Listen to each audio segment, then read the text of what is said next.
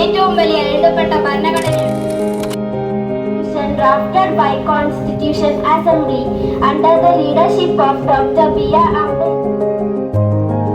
We are celebrating Constitution Day. The Constitution of India was adopted on 26 November 1949.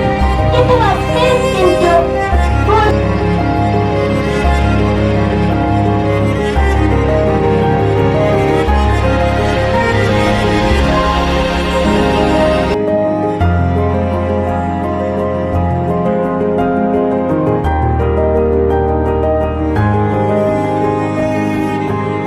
ഭരണഘടനയെ അനുശാസിച്ചുകൊണ്ടാണ് നമ്മുടെ രാഷ്ട്ര ഭരണം നടത്തുന്നത്, അല്ലെ?